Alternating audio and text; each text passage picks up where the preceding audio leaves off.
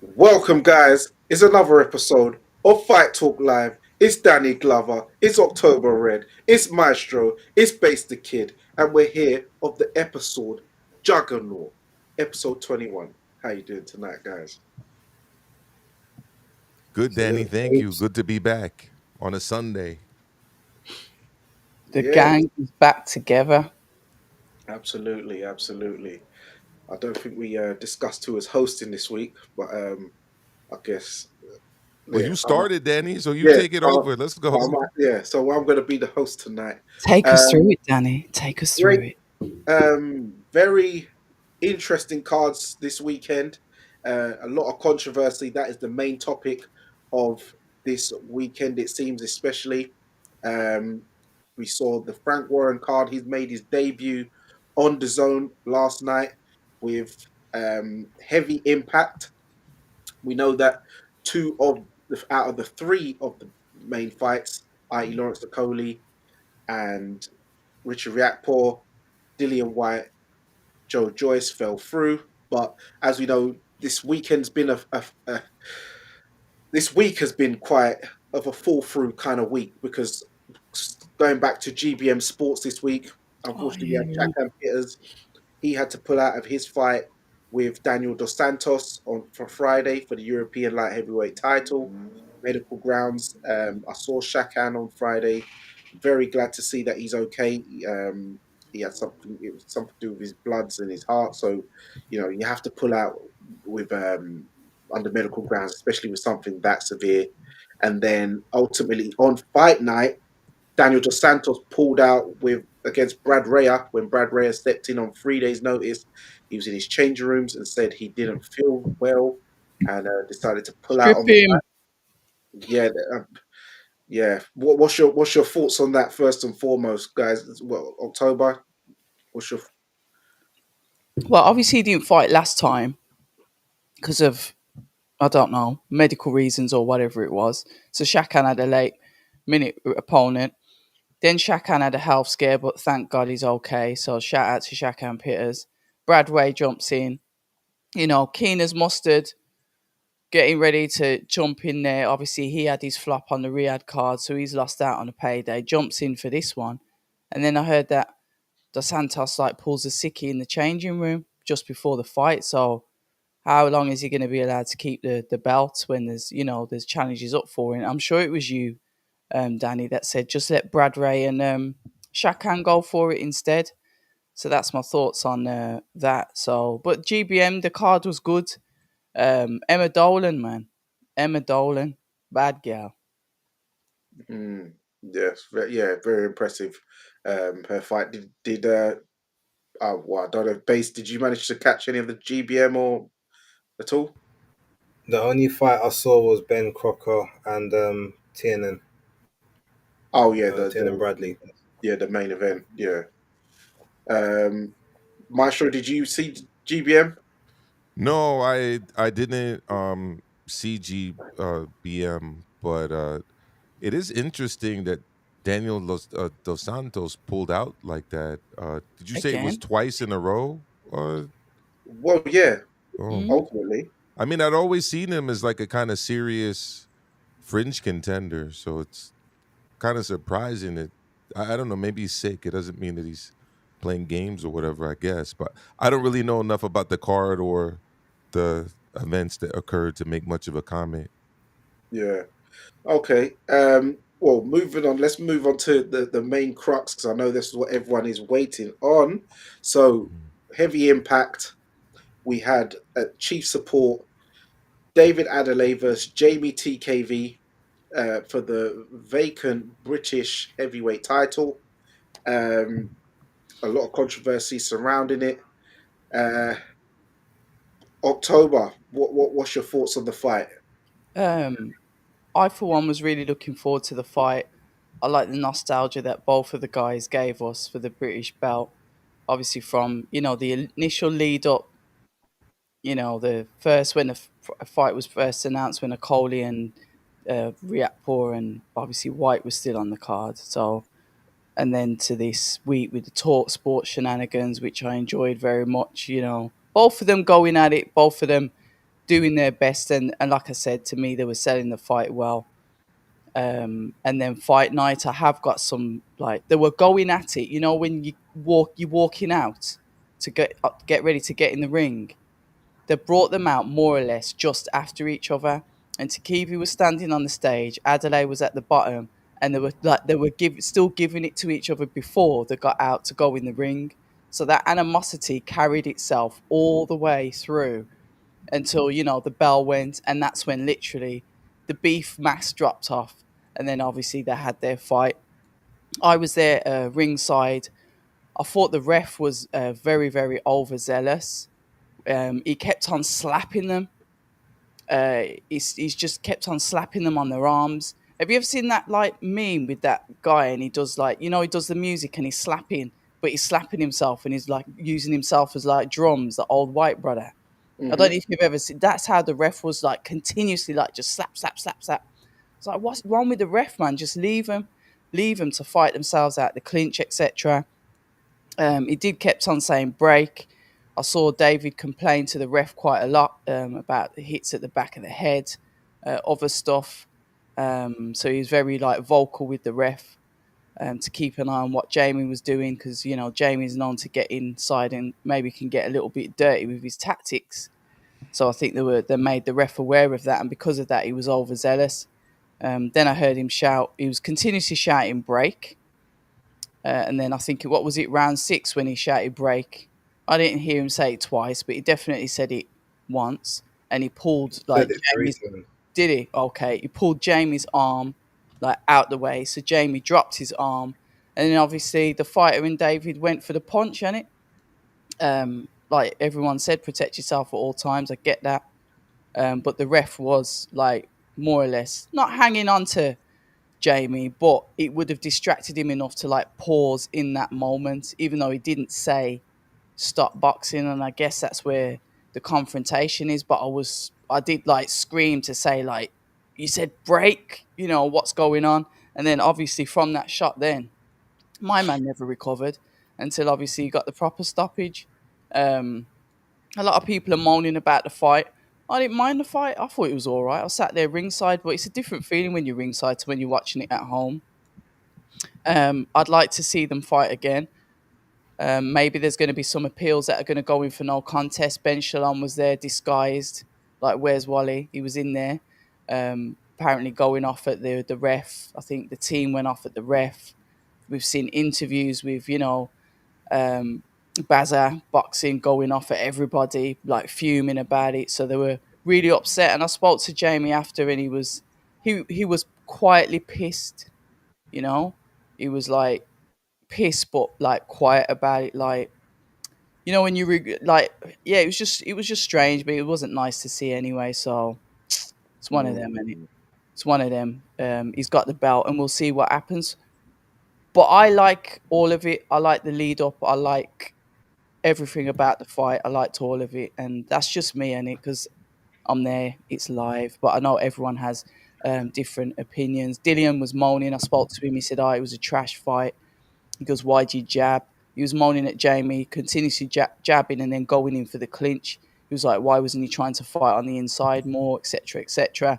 And I guess when you listen to more opinions, it makes you dissect the fight a little bit differently, because in the moment live, it's just your thoughts, your eyes, you're watching it. But when you start to listen to other people's opinions, you're like, maybe that makes sense. But that's just my thoughts on it. I'd like to see him run it back though, because I thought Jamie was up. Jamie was really busy, where it looks like Dave was just waiting to get in there to get that knockout. Dave wants the knockout, and that's what Dave does. So it looks like his output was lower because he was waiting, because he was looking for those shots. A little bit Wilder-esque in the way that he boxed on, comfortably on the back foot and waiting to get my man out of there. And he did. Oh, very good assessment. Thank you. Um, Base. I know you done your basis picks prediction. Uh, how did you see the fight going in your estimation beforehand? What did you think of the build up? And yeah, give us your thoughts also ultimately on the fight.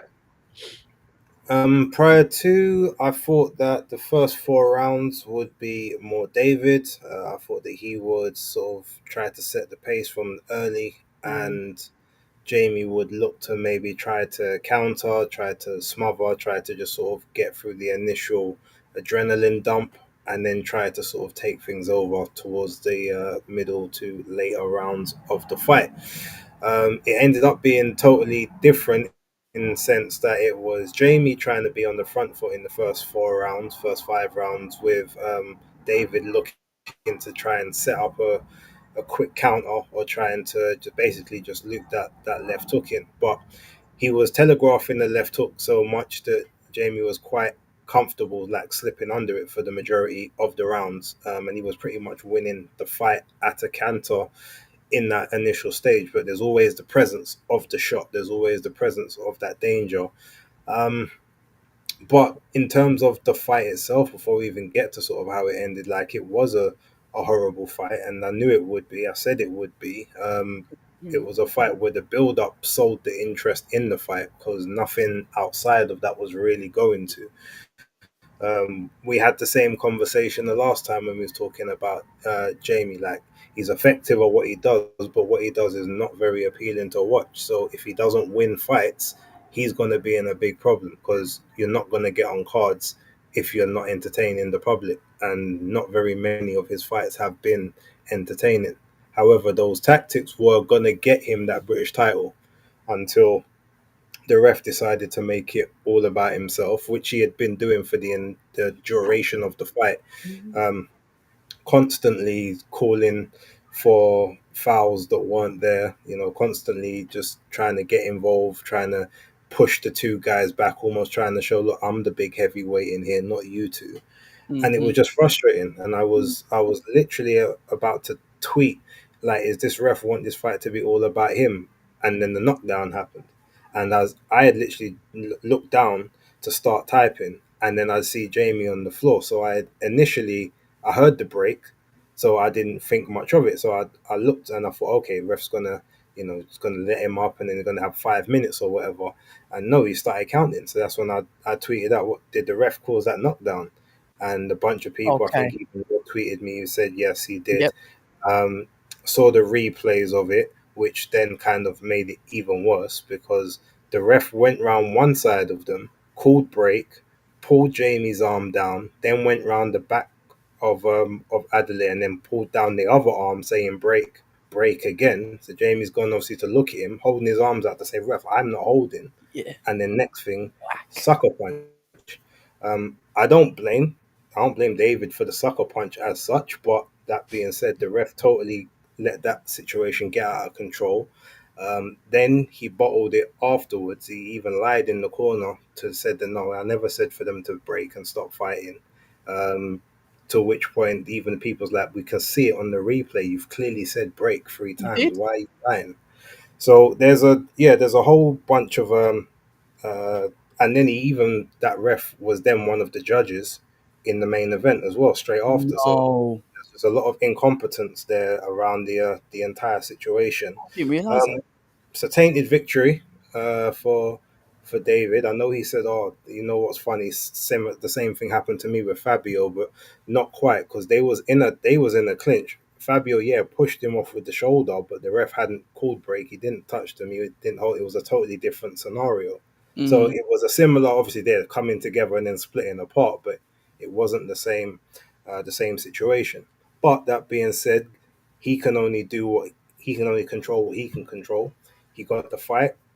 I don't know if they'll end up being a no contest. I don't know if they're going to appeal. I don't know if their appeal will be successful. But there's enough of a media storm going around. definitely. I think the most likely thing they'll do is just order an immediate rematch rather than actually put this fight as a no contest. Okay. Um, do I want to see it again? No, because we saw what we saw the first time. The second fight will follow a similar pattern. If that cheap shot doesn't happen, it will be 12 rounds of hugging and pushing, and it's not going to be a good watch. So I would rather just kind of leave it there. I know Move on. he deserves his justice, but maybe for the justice of the public that's paying. Yeah, you might need to go another route. It's my Base. opinion. Well, ruthless, but I can totally understand what you're saying, Base. Very good breakdown. Thank you very much, guys. Make sure you subscribe to Base the Kid at the Hardcore Casual to hear more of that in-depth stuff. If you want the full breakdown and assessment, obviously he'll give you that more of that thriller over there. So be sure to subscribe. Um, Maestro, I'm sure you watched the fight. I know you're a very big advocate of UK boxing. What did you think about this fight, and how would you, yeah, to give us your assessment on the fight, and how would you rank this in regards to British title fights in the historical sense? You know, going back, the years of those before the ancestors before the guys who fought last night. How would you compare the current British title champion and challenger last night compared to those before? Uh, I mean, compared to before, I'm trying to think of the last like hyped up British title fight at the heavyweight level. I think it was probably Dubois versus Gorman. That was for the British title, right? Yep. Yeah, so that's the last kind of one I remember that a lot of people were excited for. A lot of people were talking about. I remember I was Clark looking and for. Wardley. Pardon me. Clark and Oh yeah, Wardley. Clark and Wardley. There's another one. Yeah, absolutely, base. AJ did White. Although to be honest with you, I was more excited about Dubois Gorman than I was about Wardley versus Clark before the first fight. I What was about excited about Wardley versus Clark the second time because of how good the first fight was, and then that fight ended up ending in quick fashion, as we all know. I don't really have much to add to what's already been said. Most of what I would have said has already been said about the quality of the fight, about the kind of the excessive clinching that was occurring. What I will add, though, is that I did do a little bit of research on this because I wanted to know a little bit more about the British Boxing Board of Control rules as it relates to referee instructions and fighters' responses to those instructions. So my personal favorite in terms of the way referees should operate is the IBA used to be AIBA, a referee training, which is essentially that you have three hard commands that you give to the fighters. Those commands being box, obviously, but also stop and break. Right. So in under AIBA rules, IBA rules, those are the three commands, and they have to be clear. They have to be universally understood because boxing is an international sport, right? I watch a lot of fighters and being confused, especially out here in the United States, especially if they're from a foreign country, where these referees are like, you know, reciting the newspaper to them in a language they don't understand and giving all kind of Mm. complicated instructions, et cetera, et cetera. So I wanted to know a little bit about the Boxing Board of Control's rules as it relates to breaks and hitting off the break. So the most recent edition of these rules was published in 2021. British Boxing Board of Control Limited Rules and Regulations 2021. If you go to, I'm going to tell you the section right here, Yeah. um, section 3, specifically 3.38, the following acts shall not be permitted during a contest. There's a lot of them. If you get to J, it's quite clear. Failing to break when so ordered, or striking or attempting to strike an opponent on the break. So you're not allowed to Okay. do that. Point blank, period. The instruction was given to break. I heard it. Base Yeah. heard it. Mm. Danny, you heard it. October, you heard it. I I was went there. back I and heard it. watched the video. I heard it again. So clearly he was ordered to break, and clearly he struck his opponent on the break. Mm. Should have been a disqualification by those standards, or at least you stop the fight, you give people time to recover. Although you could argue that when you take a hard shot like that to the head, one that you weren't expecting, you might not be able to recover after whatever 5 minutes. So that's why I would have most likely gone with with the disqualification in that particular stance. Again, just going by the rules, but The referee also, to me, clearly messed up here by putting his hands on the fighter. I'm not a big fan of referees that, are constantly prodding and touching and holding and Yeah, he was interjecting too themselves involved. physically into a boxing match. I'm sure Mm. you'll remember this. A similar thing happened to Jose Ramirez and in his fight against Josh Taylor, right, where he hit the floor again. Referee there interjecting themselves, pulling, touching, like, keep your hands to yourself. Like, you're not supposed to be putting your hands on the fighter. Now, I understand if you're trying to protect the fighter before the knockout and you need to get in there and put your arm in the way so that the fighter, let's say a defenseless opponent, doesn't take that last brutal shot to the head. Referee jumps in, referee puts his hands around the fighter or Mm. arms around the fighter to save him. We've seen that Yeah, before yeah, too. yeah, yeah. But that's not the case here. It's like almost, what is this, corporal punishment? Like, I'm gonna like smack you and tell you what you need to be doing. Like, referees aren't supposed to do that. Mm. Again, if you want to really force a break, okay, maybe I'll make an exemption there. But you also have to be clear with your commands. Stop, For real. break, box. Like that. It's But he not was that too hands on all the he time, didn't though. say stop. He's just Yeah, circling around saying break, break, break, break. Then he puts his but he was hand on him. too While hands his on. hand is on him, TKV, by the way, he gets knocked to the floor. Like, clearly hurt, Been clearly wasn't counting. Yeah. expecting that punch to land. And Mm. like I said, section 3.338, failing the break when so ordered or striking or attempting to strike an opponent on the break. Point blank, period. I mean, they should win on appeal. Like, it's the flagrant violation of the rules. And as Bay said, very unprofessional behavior in many regards by the referee. Yeah, thank you, Maestro. That's a great point. Going straight to the British Boxing Board of Control rulebook. I Yeah. love that. I haven't heard anyone do that. So yeah, and that's coming from an American. So that's showing you he's deep knee deep in it. So be sure to subscribe to Maestro A, guys, if you want that thriller from across that pond. My thoughts on the fight. Um, Going into the build up, obviously this was seen as the least um, talked about fight. Yeah, it Obviously, was. when the two other fights fell through, these guys, they definitely spiced things up because it lost a lot of steam and interest through the media and the public. The show, these guys did a great build up. You saw a lot of smack talk tables going up. TKV's cousin Gatez getting into the mix and the fold, so it was all getting a bit spicy. So yeah, come fight night now. I predicted that I thought that TKV was going to win on points. I thought he was going to do the inside mauling and sort of drain Adelaide out. But TKV, he actually opted to use his excellent jab, good footwork, box, um, a lot of clinching on the inside, but yes, it seemed like the referee was trying to make it too much about himself, which I didn't like. As Bay said, Adelaide saying that the same thing happened to him, why he lost the bout against Wardley, but it was not. That's not the case because Wardley shouldered him off and then hit him with a two-piece.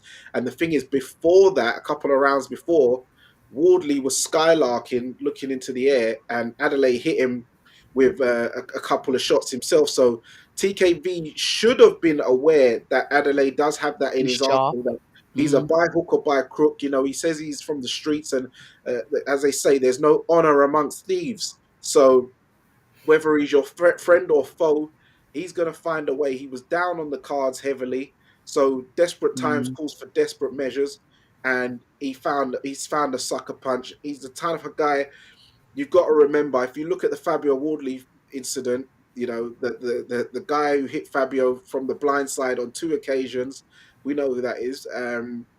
And then even at the after the weigh-in, when Adelaide was hopping on the thing, and TKV's cousin was saying, "Do your research, do your research." If you notice on the full length video on Pro something Boxing TV, fans. Pro Boxing Fans, Adley and his brother, they spin round them to get round the back of them while security's holding them, trying to get on that blind side. So they're always looking for them angles. They're always looking for that sneak attack. So you've definitely got to be on alert when you're dealing with these brothers. But yeah, when people say protect yourself at all times, I saw Adelaide put that in his caption. Obviously, he got shown the replay because he said he didn't hear the break, but had a cheeky smirk on his face. He heard the break, but hey, does what he needs to do. But people say protect yourself at all times, but it's hard to protect yourself at all times when the referee has now disarmed you Mm-hmm. and left you unprotected. He's got one arm out, the free arm which he was banging the body, had the arm out to show he's not holding. From when the ref's done that, he's now opened him up for a free sucker punch. And obviously, David, that is his trademark move is the lead left hook. Yeah. Um, and he got clocked with it. So the referee, in my opinion, I think he definitely needs to be demoted down. He cannot be an A-star referee anymore. We've seen other referees get demoted in the past. I would like to see referee Ron Kearney get demoted down from an A-star referee because this is not the first nightmare he's had. He's had a few mad outings in the past, and I just think that he was not fit for purpose for this fight. It's unfortunate that this has happened on a Queensbury debut card because, famously on a Queensbury card before, Hamza Shiraz was, way down on the cards before against Bradley Skeet, and he resulted to some skullduggery of desperate times, desperate measures, tactics of throwing Bradley on the floor and hitting him about 2 or 3 times, and then Bradley got up and then he got finished. So it's kind of like what uh, David Adelaide did. David Adelaide calls himself Big D. I've got to call him Big D for dog because it was a dog move. It was a doggerel move. But hey, I did say the reason why I thought that he would survive to the points is because he has got dog in him. He's got fight in him, and hey, it's not as they say. He's definitely got dog in him, and you can't really fault him too much. Yeah, it's not sportsmanlike, but You the do the what you got main to do, innit? you got to do what you got to do, and the main blame is on the referee who that was just mad. He wasn't in control. He wasn't in control, and it was mad conduct to slap the arm away and then lie and say you didn't call break, and then admit afterwards you did say break, and Yeah, then it run just off. shows that you didn't know what he Yeah, was doing. he ran off because Barry Smith was onto him. Obviously, Ben Davison's upset. Ben Shalom is out there. He's not happy at all. But I did see on Box Nation, David Adelaide did say he wants to run it back. So I guess he has Good. slept on it, and he's probably not had a good night's sleep because he couldn't go to bed really feeling like he's done it the right way as the British champion. Obviously, he's got the win, got the W. Um, He knows it's not really settled. It's not finished. It's not but would conclusive. he care though? Would he care? He's No, got he the does. win. He's got a conscience. Everyone's got a conscience at the end of the day. For him to come out on Box Nation the next day and say he wants to run it back, that means he's got a conscience, Okay, and he, and I he, haven't and he, seen that. and he Section 3.39. When ordered by the referee to break, both boxers shall immediately take one step back before recommencing to box. The parting boxers uh, by force should be avoided if possible. So, That's down to him. he's What he he's not thinks. supposed to be touching these fighters, and they were both supposed to take a step back when he said break. So this isn't really that complicated to me. Just What is complicated, I guess, is whether people want to see this fight again, because I actually don't. Despite the ending, it wasn't a good fight. no, it wasn't a good fight to watch. So I know what Base is saying. For the public, would we want to see it? It definitely have to be on an undercard next time. Yeah, Well, like it was meant to be anyway, but obviously it got uplifted due to um, logistic reasons. But yeah, for justice, for the sake of TKV, it's something's got to happen. Even if it goes low on a card or something. But I'd like to see the rematch. But obviously, the fight I would like it to look aesthetically better on the TV. But there was a lot of argy bargy going on. both Adelaide punched. fighters Yeah, Adelaide punched TKV in the back. TKV was doing a couple of things as well. So pushing the elbow. head down. Adelaide was using the forearm a lot. Yeah, yeah, elbow. It was just it was an ugly fight. Yeah, Adelaide accused TKV and his team of having some kind of grease on their gloves and stuff, which was affecting his eyesight. But so it was a lot.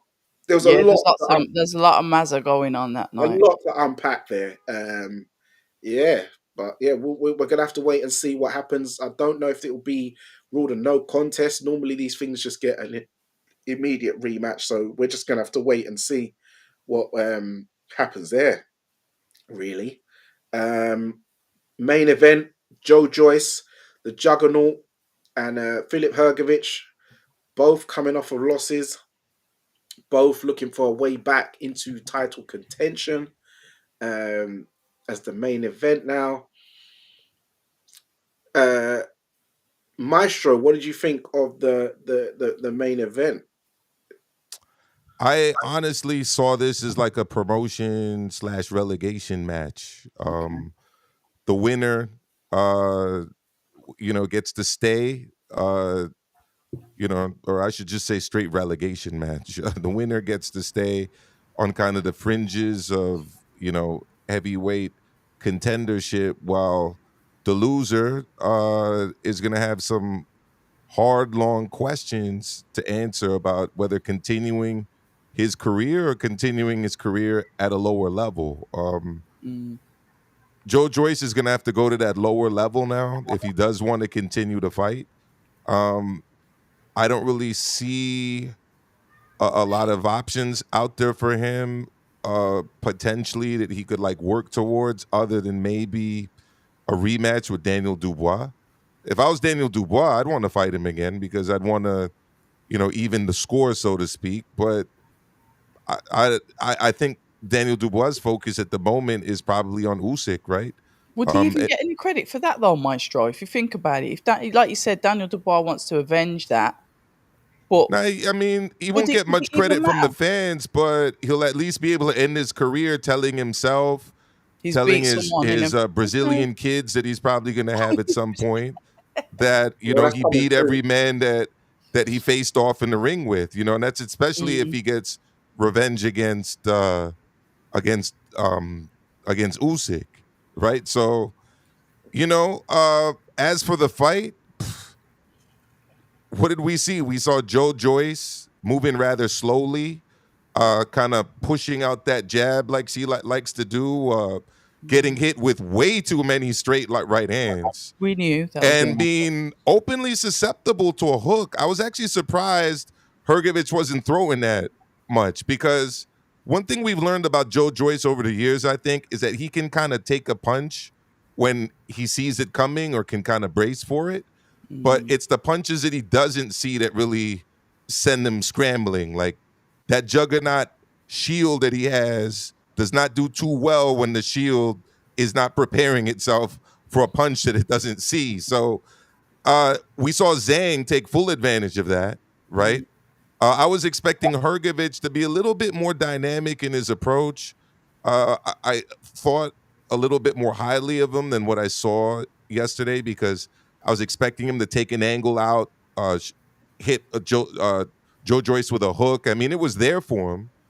He did try to throw uppercuts every now and again, but I guess, look, at the end of the day, when you're throwing the right hand and the right hand's landing with like, what, 60, 70% accuracy, it almost seemed like he couldn't miss with the straight right.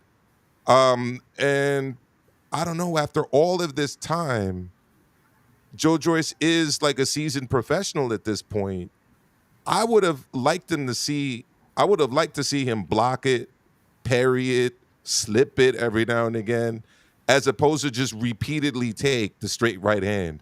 Now he withstood it, right? But I don't know. So that's kind of where I see things now. Hergovich stays relevant. He didn't look the sharpest. I think he blamed that on having a shortened camp. It wasn't a full camp. So let's see how he looks the next time out. Who will he face the next time? That's an open question. I don't really know. Maybe the winner of F.A. Ajagba and Martin Bacoli, a fight like that. ooh, I don't You know. know, I don't know if there was a fight last night on Top Rank where Richard Torres fought. He just beat Vianello, the Italian. Guido Villanello. Yep.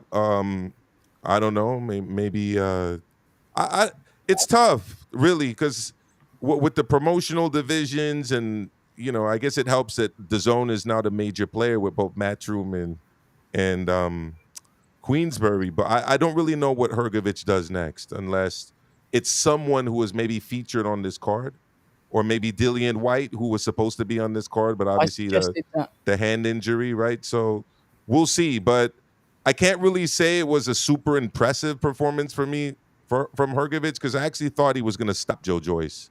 Um, and it was actually a lot closer than I thought it would be, despite the fact that Joe Joyce was taking all those straight right hands. Mm, I hear that. Base. What was your thoughts on the Joe Joyce and Philip Hergovich fight? And where do you think both men go from here? I mean, it went pretty much as I expected it to. I predicted Hergovich on points. I thought it would be possibly like a split decision type situation where it might be a bit closer. Um, I mean, there was one scorecard which was scored exactly the same as me, which was the 95-96 one.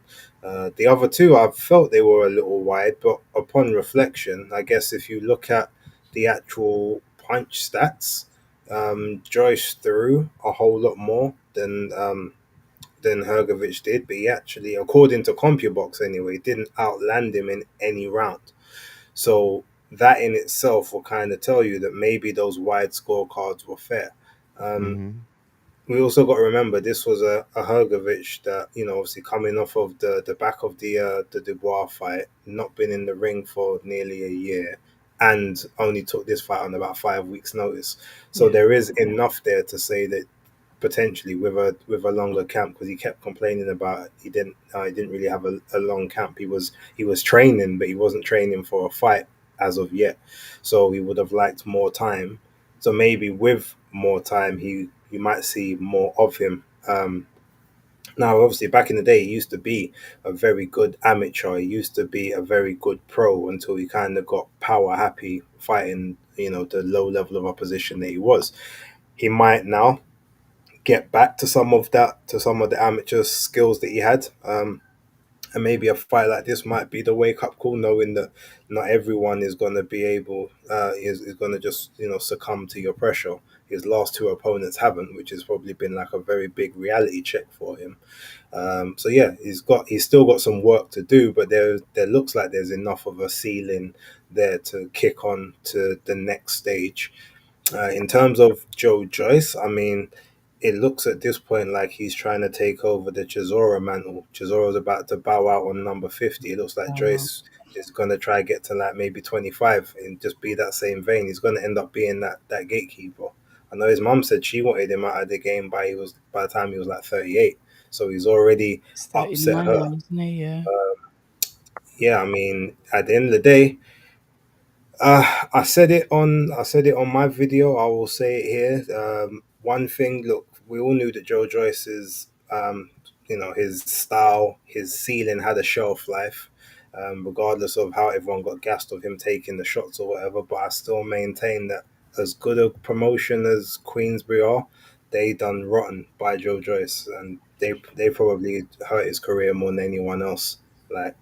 Um, if almost it kind of felt a bit like revenge for what he done to Daniel Dubois. To be totally honest, obviously he was never their number one guy, but it was tough fight after tough fight after tough fight where other people got maneuvered into positions for world titles, and he was just on the outside looking in. He must feel Yeah, for real. devastated that he But Base, literally he knocked he out. had the WBO interim, and he lost it to Zhang, so he was positioned for Yeah, a title.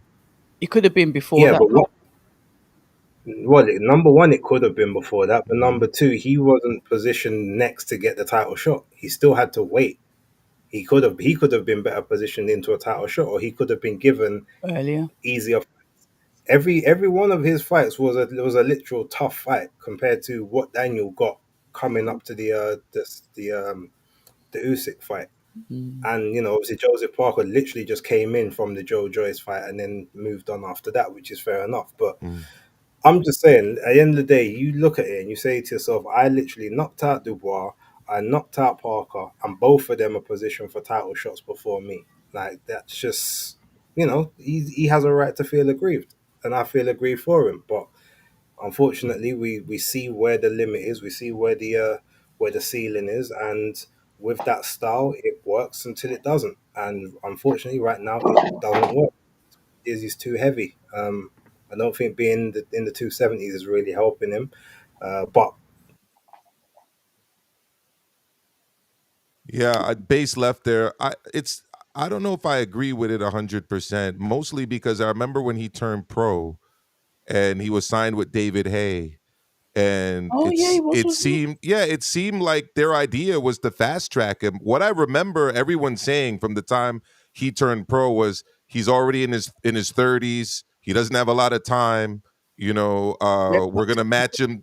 They were essentially matching him hard because he turned pro rather late, as a professional. He's older than AJ, he's obviously older than Fury, he's Stayed in the older Olympics than so Daniel long. Dubois, so they couldn't exactly position him the way they positioned Daniel Dubois. And it's he's the one who lost a fight that a lot of people favored him to win. I didn't favor him to win it against Zhang. Let's not forget there are a lot of questions about Zhang going into that fight with Joyce. Questions about his stamina, questions about how old he was himself, because he's no spring chicken.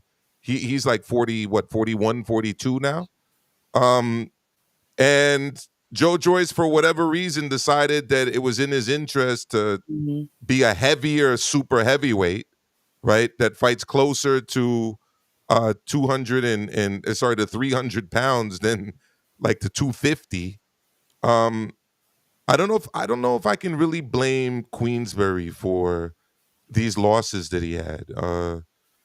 I mean, you want to be world champion, you're gonna have to beat a guy like Zhang. I mean, we just saw. Well, first of all, Hergovich did it. Hergovich did it before the Joyce fight, and we obviously just saw what Ajit Kabayel did to Zhang. So, if that was the point at which things started to go really bad for Joyce, I can't. I don't really know if I can blame Queensbury for that. In all honesty, but I'd be interested to know what you think, Danny, and what you think, October. Yeah, October, you was there at the fight. What's your thoughts on the fight? What was the atmosphere like in the co-op arena? What was the aftermath sort of talk about after the main event as well? Yeah, the atmosphere, to be fair, the co-op arena filled up early, very early on, before Jack Rafferty was in there, before Royston Barney was in there. Shout out to those guys as well, especially young Jack Rafferty, putting on a lovely performance. The lead up was good. Hergovich did look fleshy, I would say, but I don't really think, number one. Listen, Hergovich was slower, and I think the loss from Daniel Dubois might have done something to him. But to me, hasn't been the same since his father passed away.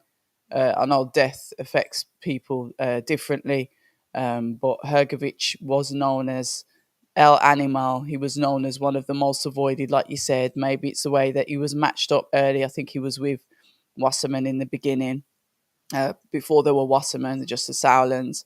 Um, he seems like distant. I don't know what his relationship was with his father, but to me, ever since then, he just hasn't necessarily been the same. We saw all the trash talk that he did with young Daniel, and Daniel obviously put him in his place. But you hit a key point there, and I said it to Joel Joyce in the our conversation.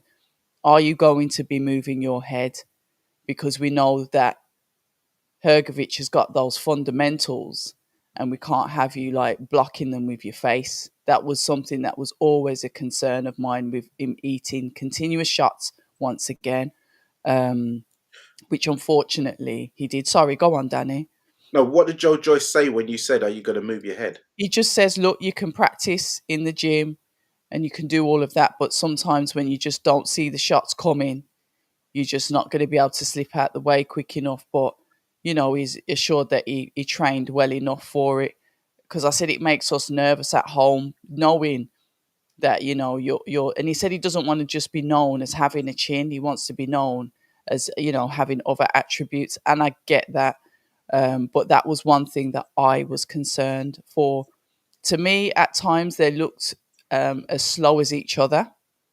I'm not going to stand here and say that Hergovich looked as rapid as he did when he fought Daniel Dubois, because he didn't. But like I said, he'd been out for a year. He was more fleshy. He was heavier. He's been in the gym, but not conditioned, fight ready. So there's a massive impact, and there's a massive difference in fighters when they've just been in the gym or when they've been training for a fight. It's two different things. Um, Joel did try and give as good as he got. He was, moving around and stuff, but he's just his legs. Yeah, it was difficult to watch at some points in the fight, but I did have it slightly closer. I know Base says it depends what you're looking at. If you're looking at the stats, the punch stats, box rec, etc., compy box, sorry. But on the eye, on the untamed eye of mine, I had it. It just looked closer than that because they both look slightly, and I don't mean this disrespectfully in any way, sluggish. There wasn't really that explosiveness there for either of them. Um, I think it's. I heard Joel, say that he wants to continue with his career, and I feel bad because how can I sit here having no fights myself and try and dictate what he should do with his career? He loves the sport. I think he's another fighter that stayed in the Olympics too long. I think he should just do 4 years and come out. If you don't get to go to the actual Olympics yourself, just come out, because it ruins fighters the longer that they stay in there. Their achievements tend to not be as good if they want to make it in the pro world. And I think that's what happened to him. I think he stayed in the Olympics, on the Olympic GB, stayed there too long. Hence his career starting so late. Whatever Joel decides to do, I'm with him as a boxing fan. Before I might have said, yeah, probably hang up the gloves. Now I'm just like, just do what you want. Mm. Just it's your decision. Just do what you want. Um, yeah, it was a tough watch. Very Yeah. tough watch. I mean, it was a competitive fight. The reason I Yeah, had yeah, Hergovich winning so many rounds is that every round that I scored for him mm, was a round in which he landed like a head rocking shot or two or three yeah. of Fair those, enough. and he was the more accurate Yeah, puncher. yeah, And he obviously got tired. You could see that he wasn't in the best shape himself. yeah. Um, which is understandable after a 5 week of camp, especially if you haven't been Mhm. seriously training. He hasn't fought for over a year, right? But Yeah. or about a year. But yeah, yeah, I'm with you, October. Either way, I don't think people can just rush to say that Joe Joyce should retire, because I remember people were saying that about Chisora like four or For five real. years ago, For real. and he's still getting a win here or there, so who Mm. knows? Who knows? Did you guys go ahead, Danny? Sorry. Yeah, But no, I was going to say, I was he was gonna, hurt as well, though, because he was saying he's heard the things that people said about him about CTE, and you just feel terrible, it like, because you're talking about another human being, and fair enough, we say it in like maybe jest, but he's digesting that as a fighter, and that messes with him. And like I said, sometimes I think we're too quick to like run our mouths, and we're not in their position. Yeah, we're saying it because we care. We're saying it because we don't Well, want I him to end mean, up but with here's the any thing, damage. But October. Is that affecting him because there's an element of truth in it? I can tell you this: if somebody starts accusing Shakur Stevenson of having CTE, like, he's not really going to take that personally.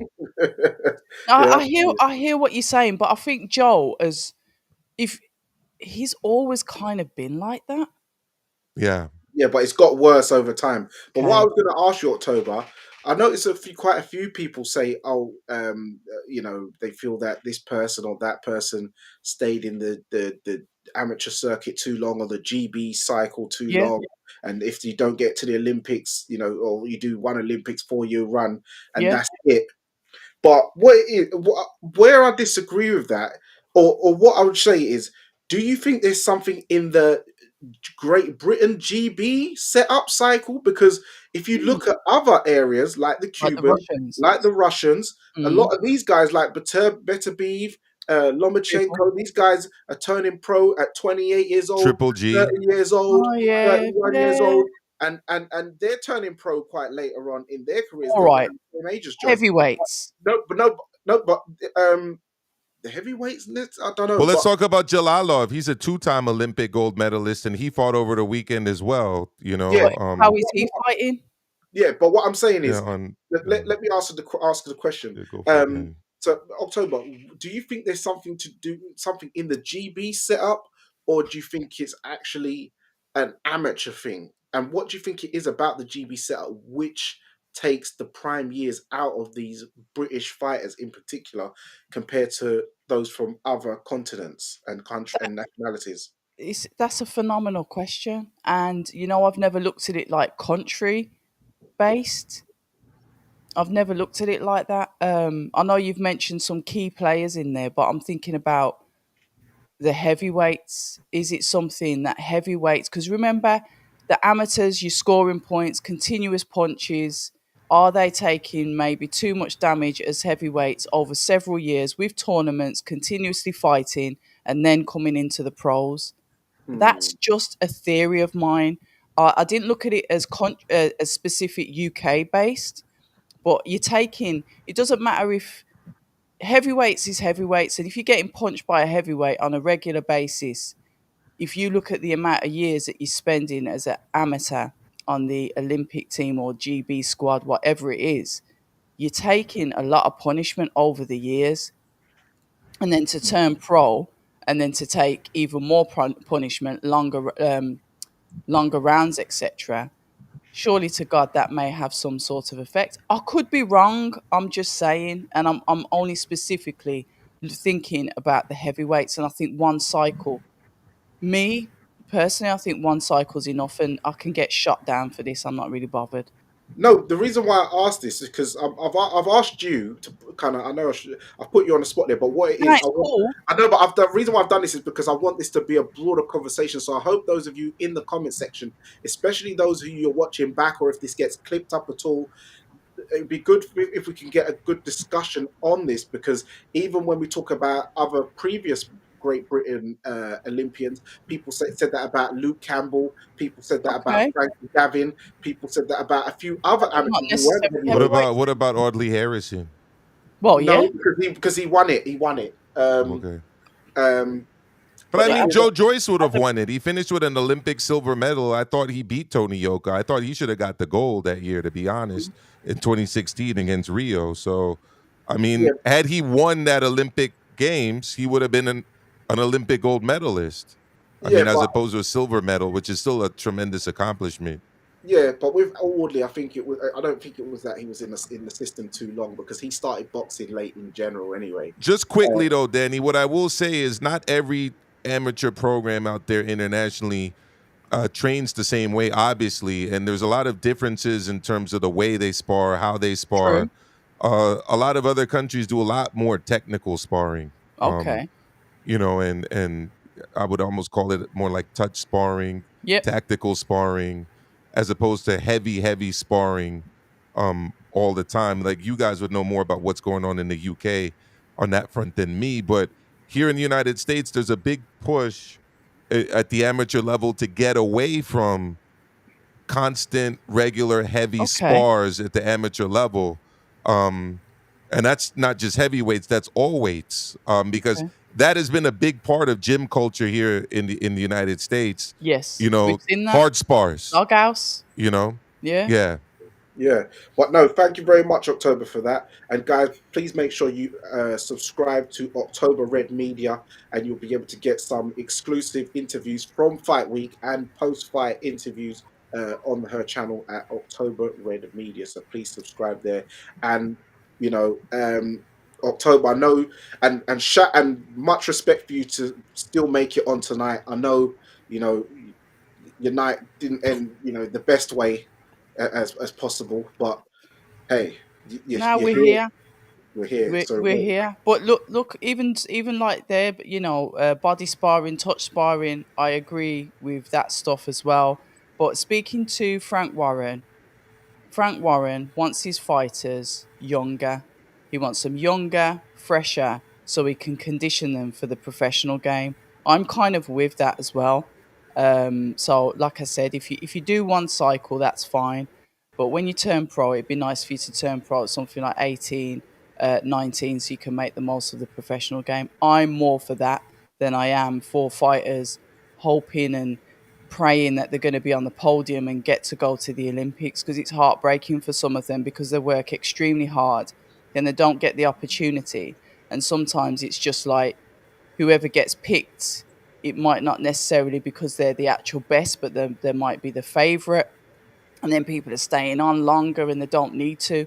So that's my opinion on that. I'm pro Olympics as well. I'm not thinking, oh yeah, she's and no, but I just think don't stay in there too long. yeah, Just I hear just that. don't stay in there too long.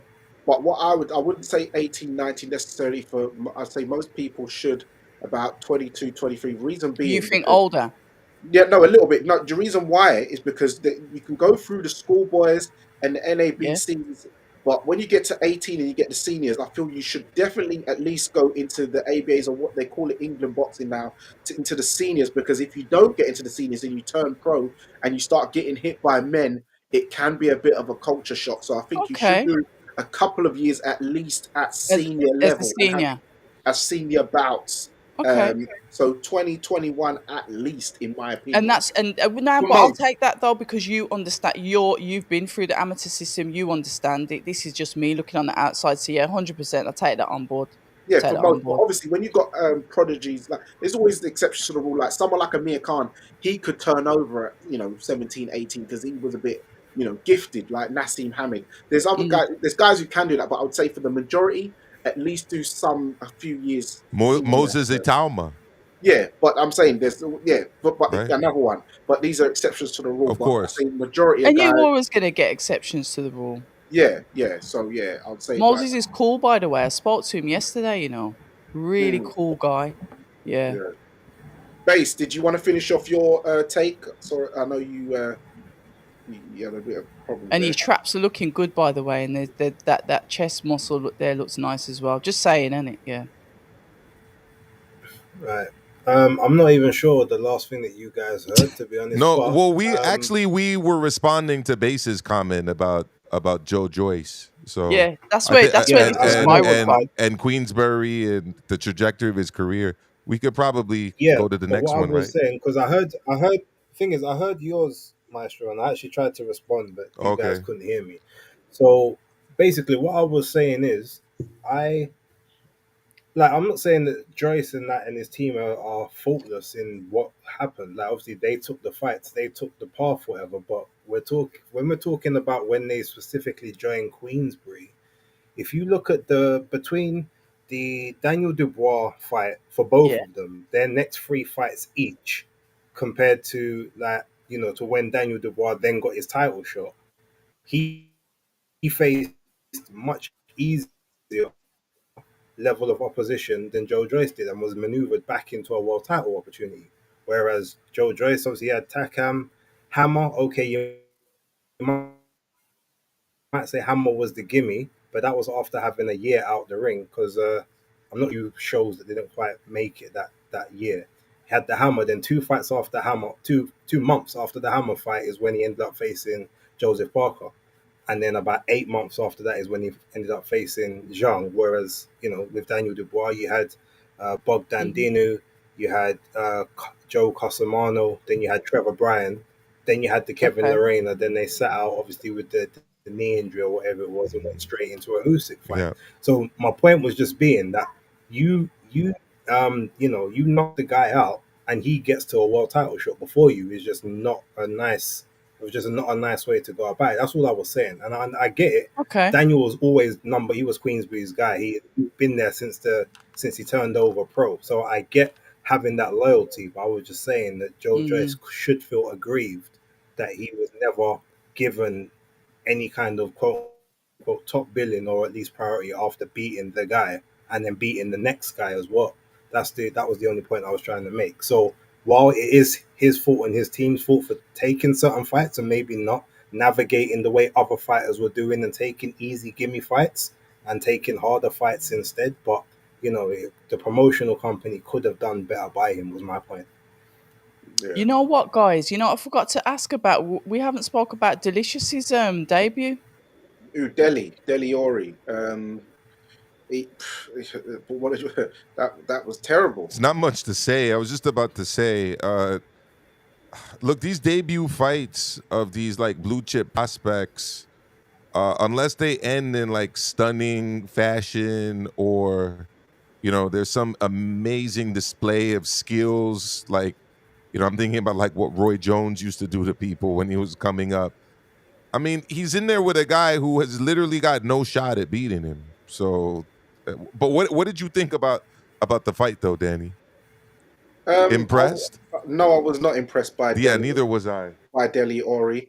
Um, people, Delicious. no, I'm not calling no man delicious. Yeah, Oh my name is Delhi. days. Is Delhi. His name is Delhi Ori to me, or Del, or Delhi, Del like Boy. Delhi Ali, like Delhi. So yeah, Delicious.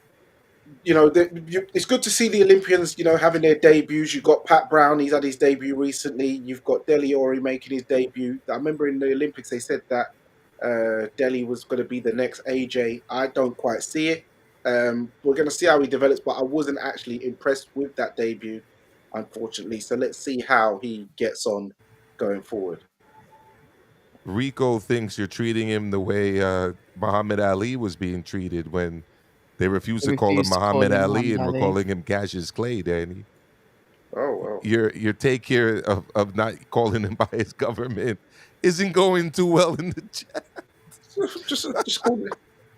I Just, I I think. I mean, going back to Young Delicious, I think there's a hell of a lot of pressure on him, and I think he was nervous. Listen, look. No, it wasn't the best fight to have as a debut, but he did get the win. Yes, of course, you would like to say should have got him out of there. I think there's a lot of pressure on him. It's his first professional bout. I'm going to leave, just let it run for the next 5 fights, and we'll see where we are with him. Um, he was as West upset. Midlands. Just saying. Wow. All I'm saying is the girl's different. Would you be having the same view if he was delicious from, I don't know, Peckham? Yeah, because I like South London boys. Okay, there you go. So At least. he might have even got a nicer. What about Um, delicious from Edmonton or Islington? don't know. The South ones always get a good reception from me. But There you go. anyway, I think it's because it's his first. I'm just not gonna be too harsh on him because it's his first fight, and I saw how Mhm. disappointed he was when he heard the cheers. Because I think, was it Rafferty got his guy down? I can't remember who was on after him, and he paused when we spoke, and he said, "That's what I wanted to hear, but I didn't hear it." And you saw the look, how disappointed he looked in himself, and I was like, "Yeah, you can't really go in on him." He felt it. He knows that he should have done better, and he's got to go back to the drawing board and really just calm down, just try and relax into it. This is his career. He's only going to get one time at it, but we'll see how he gets on. I'm going to say the next 5 fights we'll probably know where he is and what potential that he's got. Yeah. I hear that. Look Base, at what do Base. you think? Base is getting comfortable. It is. What do you think, Base?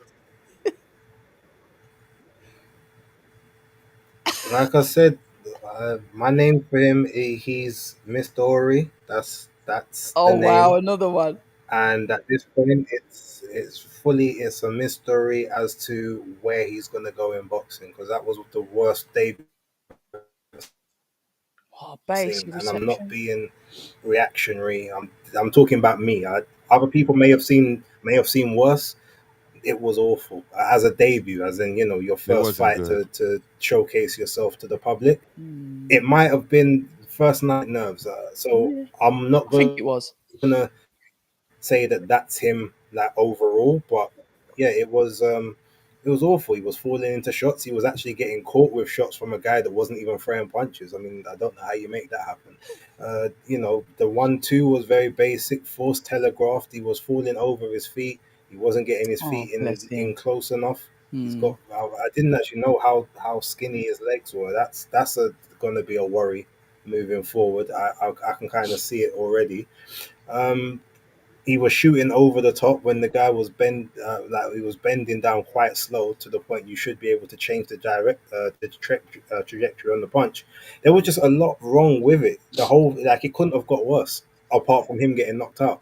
That's about as the only way that entire debut could have gone worse for me. So I hope that again it was the first day, and on the next one he may not impress me, but he may give me a little bit more to Yeah. look at and say, okay, maybe there's something here. But at this point, I mean, we're talking he'll be lucky to win a British title. I You mean, said that Johnny on Fisher X showed more yesterday, promise in though, his didn't you? debut. You know, I did because Mm. that's what I saw. And Yeah, Johnny Fisher's not even at anywhere near British title level, but his debut impressed me a lot more than that. I'll be Yeah, it's honest. mad. Johnny Fisher to me like looks more technically sound, and that's saying a lot considering Johnny Fisher's a late starter. Johnny Fisher was a rugby union player. Hmm. This is the guy that had all the amateur accolades. I was expecting to see a guy with great balance, you able to utilize angles, right? Fundamentally sound, Fundamentally much sound. Yeah. sharper and varied jab than he used. Like Bay said, he was falling all over the place. He had his guy in a corner at one moment Yeah. and didn't really do much to him, and then kind of just allowed him to escape up out of there. And I'm saying to myself, this is a obese journeyman guy who's been come in essentially to be paid a little amount of money to give you your first win. I expected a lot more. mm, And when I'm thinking about hyped debuts like Base was just now, last hype debut where I watched it and I was like, wow, this guy's not really gonna mount to what everybody is hoping he will, was Campbell Haddon. And we Oh, saw bless him. where Campbell Haddon ended up. I guess the difference with Campbell Haddon is unlike Ori, he didn't come to the pro game with a very limited amateur well, he did go to the program with a very limited amateur background. So Mm. I was expecting way more. Something closer to Moises Atauma than what we saw, and this guy's nowhere near Moses Atauma. Not even close. mm. Yeah, Moses is different, though. Moses is different. Yeah, he's dynamic. He's got great fundamentals. He's Very a fluid. sharp and strong puncher. I mean, Yeah. and we've seen him improve, right? Yeah. Uh, but I like Bay said, I'm just looking at it as a pro debut. I don't see how you can be that optimistic Mm. for about what we just saw, I mean, especially if we're Moses talking also world has titles. boxing. Moses has boxing instincts in the ring. You can see Yes. that. Yeah. Whereas Ori doesn't look like he has. It looks like everything is. It looks rehearsed. Yeah. Maybe him doing those WWE tryouts was the best thing. That sort of rehearsed action. That might actually be the best place for him, where Wow. you can get to practice stuff and you know and do it that way because he everything in it, nothing felt natural, nothing looked natural to me. I just Watching think that he's entire fight, nervous. there wasn't and it's one thing he did that made me say, "Oh, this is a boxer." and that's interesting when about the WWE thing, because and the wrestling thing, because I thought when I first saw him on TV in general, I thought this guy looks a bit like Anthony Ogogo, and Anthony Ogogo, funny enough, does wrestling as well. So Okay. it's interesting that yeah, that they do favor each other, and surprisingly, base as you're saying the stuff your take. Somebody rang me up today and said the exact same thing to me, that they said that's the worst debut they've ever seen, and they don't Oh. think that he will amount to even a British champion. Whereas they feel that at least someone like Johnny Fisher could, that could be his ceiling, but they don't see it. Delhi winning a British title, going by that debut, because they said that's the worst debut they've ever seen. Yeah, Mm. I called him Moises. It's Moses. Moises is Moses in Spanish. Somebody pointed that out in the chat. Sorry, Moses. Yeah. So yeah, moving on. I don't know if you guys saw any of the other cards from around the globe. We had um Janny Beck, Aluman Kali Alum versus Kanulai. and Alam Kanalai versus Ngamasayagu from the Congo. That this was in Kazakhstan. This fight. Hmm. I was invited to actually go to this fight and fight week, but I stayed and said I wanted to go to the GBM Sports Card. By how that ended, maybe I should have gone to Kazakhstan, but hey, you never know what's going to happen before it No. happens, do you? So yeah, Maestro, you saw you said you watched the main event. Yeah, I saw actually the undercard too. I saw most of the fights on that card. It was televised here in the United States on ESPN Plus. I think that the notable fights were the uh, fight featuring Jalalov, who, by the way, didn't look that impressive. He didn't win by knockout like he often does. He lost. He won by a decision, and he didn't really look that good in that fight. And then in the main event, Johnny Beck uh, did quite well. I don't think people were expecting much from the opponent. Uh, he did essentially what he wanted to win there. I mean, he did face resistance. His opponent was doing a decent job of trying to battle on the inside, work to the body. But Janibek's experience, you could see it. He When he did decide to keep the fight at range, he was very sharp with his jab and it was straight punches, and he knocked the dude out. I think Janibek is clearly the best fighter at 160 pounds, and you could see why he's essentially having a tough time unifying those titles. Because one name you never hear from people, unless it's before Adamis on social media, was I want to fight Janabek. You know, True. so let's see if he can get a meaningful fight in the division, because this wasn't a top ranked show in the United States. He essentially went out for a second time in a row, fighting under the banner of a different promoter. First, it was Australia last year, I think, right, late last year. He went out to Australia, and then there was this one in Kazakhstan. Oh, boys, sorry to interrupt. But before we leave, before we Mhm. exit the building, I've got to shout out Warren Boxing Management. They've kindly going to give me a small segment on their commentary on their show April 19th at the York Hall. Very first opportunity I'm getting there. That's on the Box Nation card. So yeah, shout out to Sonny Warren and Warren Boxing Management, Frank Warren. Really did say what he was going to do. And yeah, we'll see how it goes. So shout out to all of them. So I'll be making my first, yeah, Box Nation segment. Probably only for one fight, but I'm happy with that. It's progression, and that's all I want. Congrats, October. Well Looking done. forward to seeing it. Y'all hear me? Yeah, I can hear you. I think Danny, you're muted. Danny, you're muted. Yeah, sorry. Congratulations, October Red. I look forward to seeing it. I did see the calls on Twittex, people asking why are you not on the broadcast team for the DAZN lineup? I know because they put Um, up the poster thing. So, but yeah, this is a sign of more things to come. So, I'm sure you'll do a great job, and there'll be more of it. So make sure everyone who's watching here, make sure you tune in to that yeah, I'll put segment. out a post closer to the time. Get the Yeah, subscribers over there on on the Box Nation YouTube channel.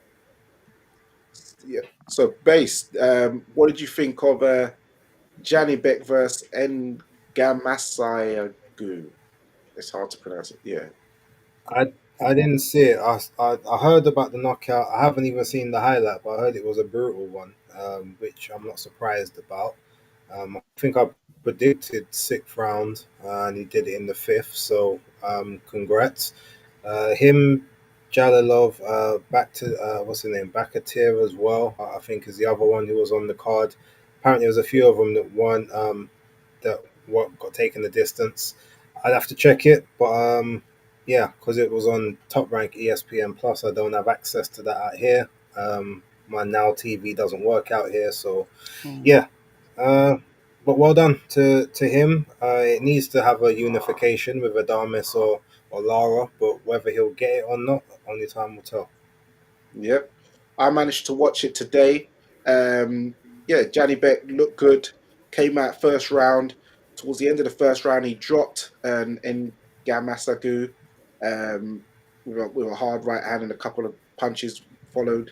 With that Agasagu, he had a sort of comeback in the fourth round. He was still trying to fight, but he was taking a lot of shots. He even hit the way he looked with the dyed beard and the hair. It kind of reminded me a bit of Richard Latte a bit. Yeah, with the Yeah, bleach. yeah. He was shaking his head a few times when Janny Beck's hitting him and stuff, and then ultimately in the fifth round, Janny Beck got him with the south because they were both southpaws actually as well, but lined him up towards the rope, hit him with a double straight left hand, bam, bam. But the second one just had him, as you say, base corralling on the rope, and he went down heavily.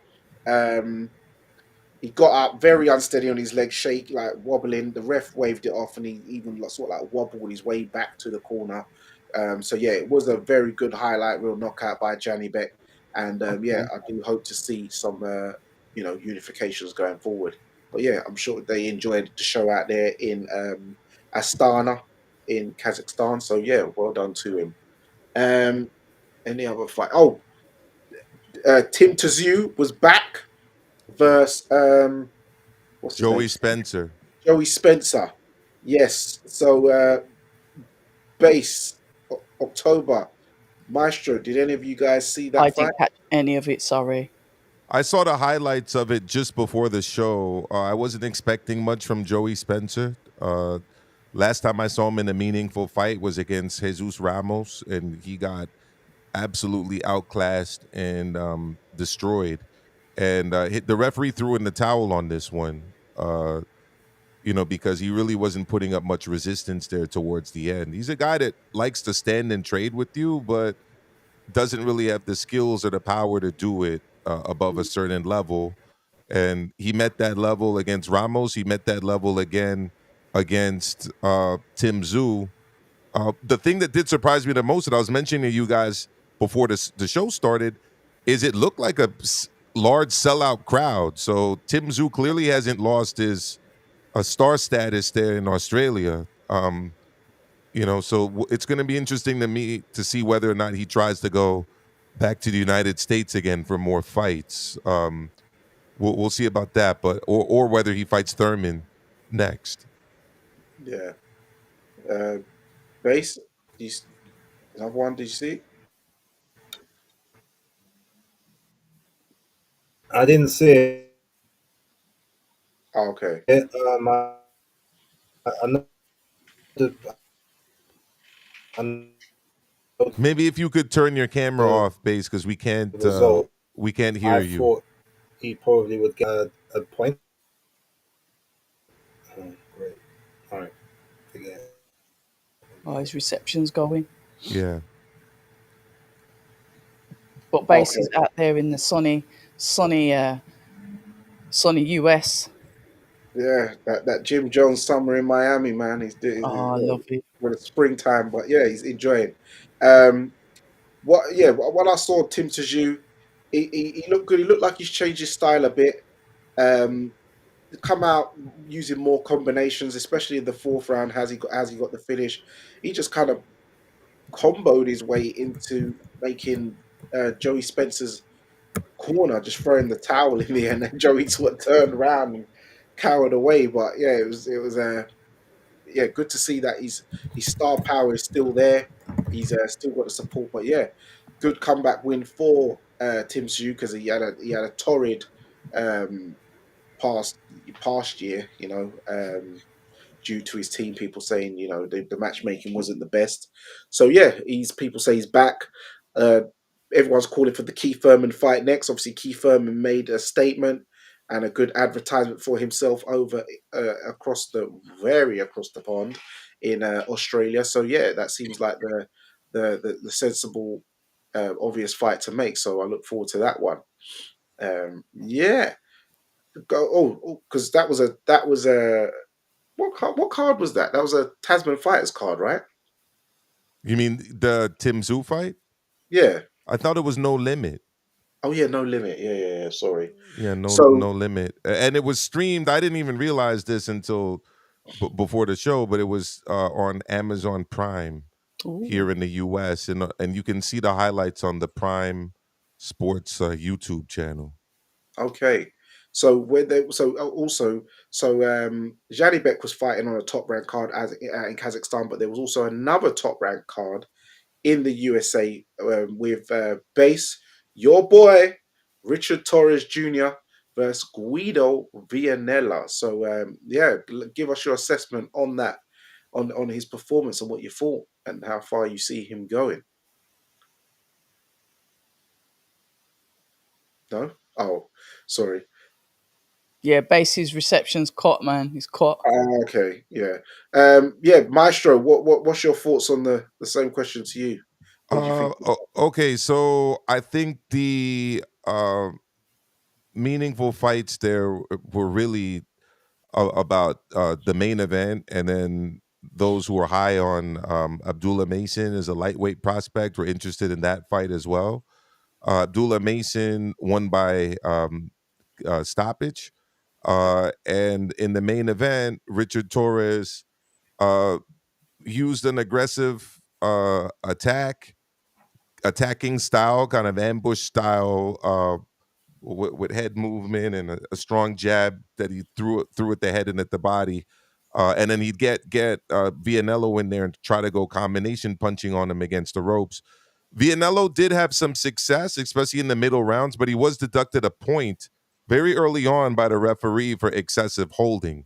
Um, In round two. yeah, round two exactly. I think after that is actually when he improved a bit because he was forced for a spell to kind of really throw more punches and move a little bit more on the outside, or try to at least get a little bit busy on the inside and work as opposed to just hold. But that was definitely a deficiency in his game. Going into the fight, Vianello, I thought we'd see a good performance from him because of his successes against Ajagba. That was a close fight that he lost. His other only loss was because of a cut he sustained. And then, of course, in his last fight, he beat Arslanbek Makhmudov, right? I was actually at that fight in Quebec City, but he didn't really do what he needed to do to get a comprehensive victory, especially that last round. I thought he lost it in this fight. And where does Torres go from here? It's tough because he's still an undersized heavyweight.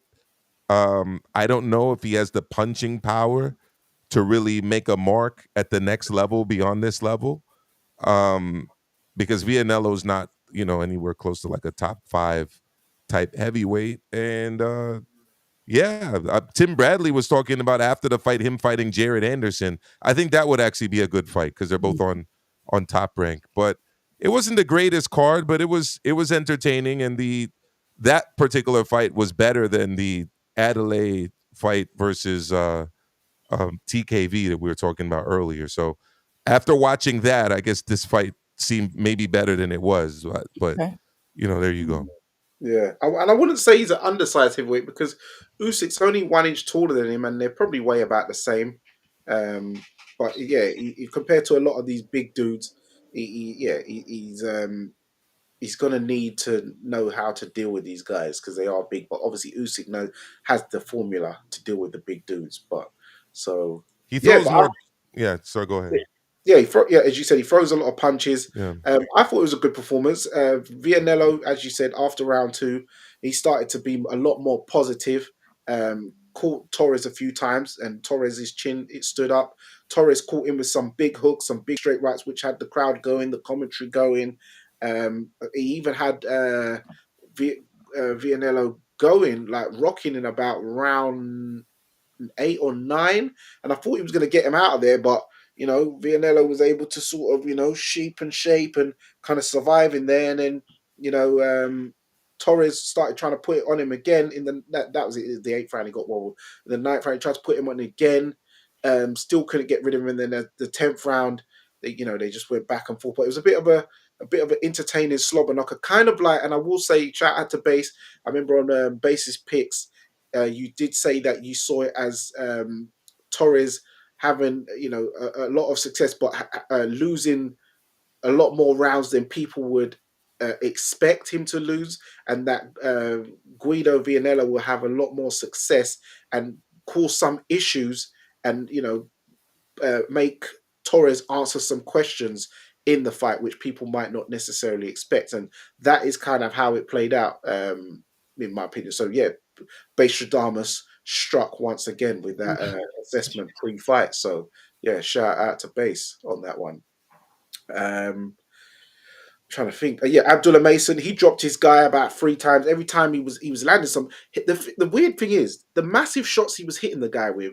I was thinking would take him off his feet or he'd go down, but it's like he would get hit with a certain amount of shots, and then each time decide to Yeah, take it a was knee. like a Like, delayed yeah, reaction. it was all delayed, but it was like Yeah. I'm seeing these massive shots, like spinning his head 360, 180, and then knocking him down, and then he's delayed like 3 seconds later. Oh yeah, And then he goes down. yeah, it's like wow, like Abdullah's thinking, bro, I want the highlight reel hit, like not you just crumbling, delayed. It doesn't look good for the TV, but hey, man, he's looking good. So yeah, big ups to him.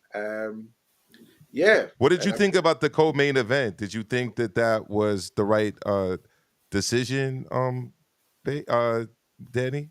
I didn't see the co-main event. I literally, because I just watched the top rank card today. I did all the catch ups today. The only fight I saw was the Frank Warren card, the Queensbury card, but everything else, It was no it win. was a close fight. It was Elvis Rodriguez from the Dominican Republic, the Freddie Roach fighter out of Wild Card that Freddie Roach at one point said was like the best prospect he's ever had.